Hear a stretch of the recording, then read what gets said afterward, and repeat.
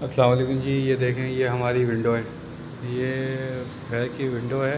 Basically इस वाली जगह पे कोई किसी का आना जाना कम है, तो हम कम जाते हैं। तो ये कबूतर ने दिए हैं माशाल्लाह 2 अंडे दिए हैं, और वो अभी गई है। जब मैं ऊपर आया हूँ तो वो अभी यहाँ से चली गई है। तो अभी वो वापसी आएगी। वो डेली अपने अंडों पे बैठती है आके।